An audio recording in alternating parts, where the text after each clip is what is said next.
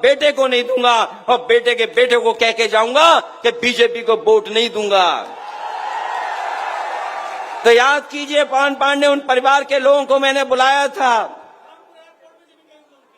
वो लोग एयरपोर्ट में जमीन देना चाहते थे, लेकिन वो मुआवजा चाहते थे।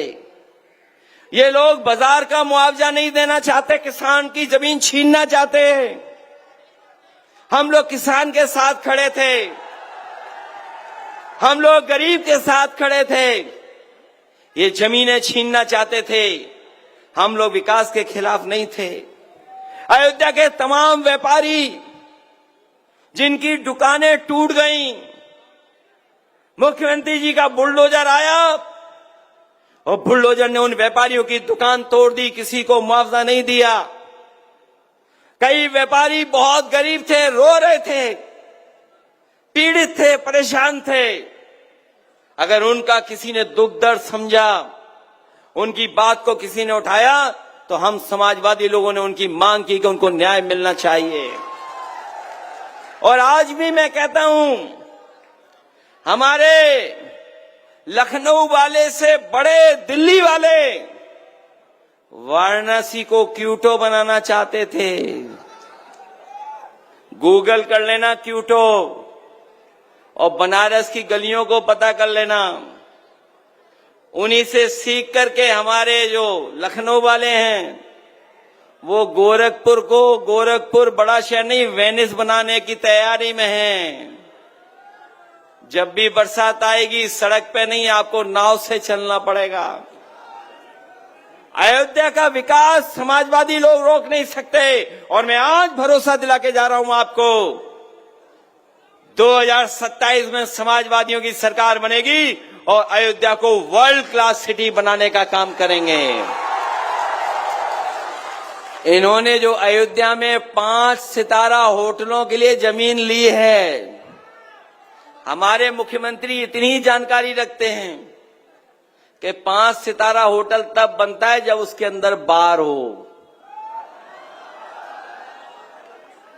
हमारे पत्रकार साथियों, बताओ, यहां खड़े लोग हैं, यही तो सरकार कहती है कि हम अयोध्या में 5 सितारा होटल बनाएंगे। सितारे तभी होटल को मिलते हैं, स्टार तभी होटल को मिलते हैं जब उसमें अच्छी सुविधाएं होती हैं। और 1 स्टार तब ज्यादा मिलता है अगर 3 स्टार है, 4 स्टार है। और अगर आपके होटल में बार नहीं है तो 5 स्टार होटल नहीं बन सकता है। बताओ, हमारे मुख्यमंत्री जी अयोध्या में बार वाला 5 स्टार होटल बनाना चाहते हैं। कितने साल हो गए, बताओ, कोई एक 5 स्टार बना हो अयोध्या में तो बताओ। और जमीनें ले ली गई कि नहीं ले ली गई।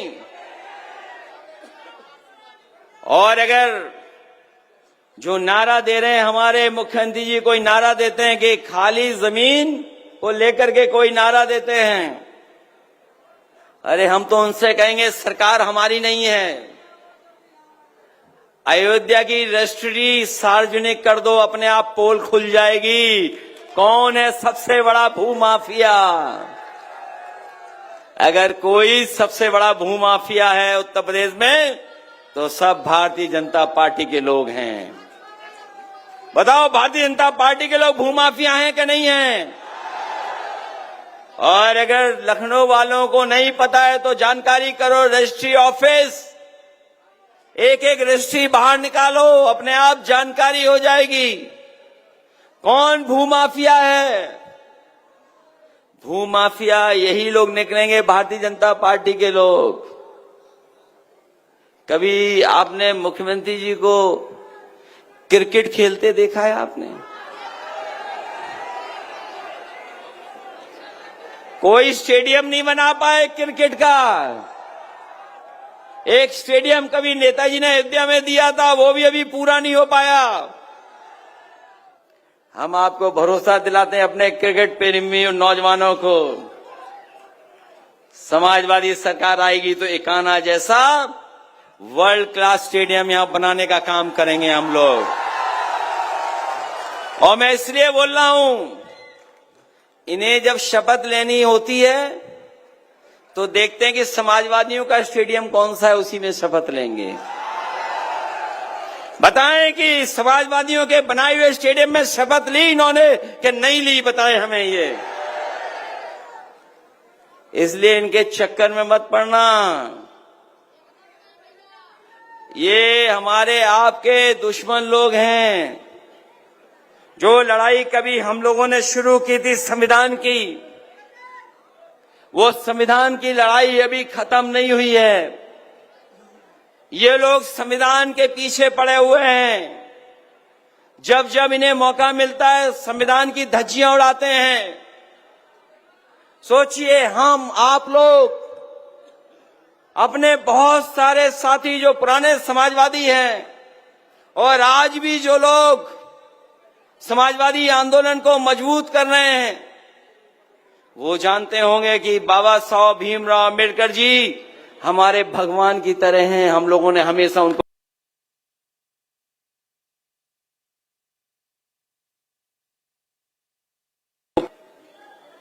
कभी सोचा आपने कि क्या कहते हैं? मैं इन बीजेपी वालों को फिर याद दिलाना चाहता हूं कि ये संविधान हमारी संजीवनी है। संविधान हमारी समय समय पर ढाल है। संविधान हमारी सुरक्षा करता है। संविधान हमें शक्ति देता है। संविधान हमारी रक्षा कवच बन करके आता है। यही संविधान हमारे पीढ़ी समाज का, परिवार का प्रकाश स्तंभ है। और अभी तक संविधान ने पीडीए की है और अब पीडीए के लोग संविधान की रक्षा करने का काम करेंगे। ये मुख्यमंत्री जी किसी के नहीं हैं।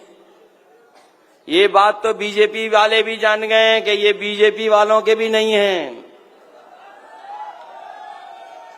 बीजेपी वालों से अच्छा कोई नहीं जानता होगा कि ये उनके भी सगे नहीं हैं। ये केवल परिस्थितियों और समय के हिसाब से चल रहे हैं। मैं मिल्कीपुर की महान जनता से यही कहना चाहता हूं,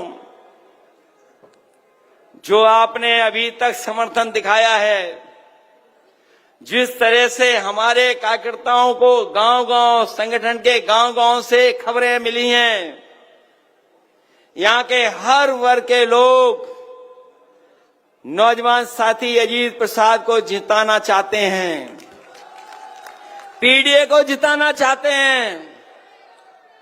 बताओ, पीडीए को जिताओगे कि नहीं जिताओगे?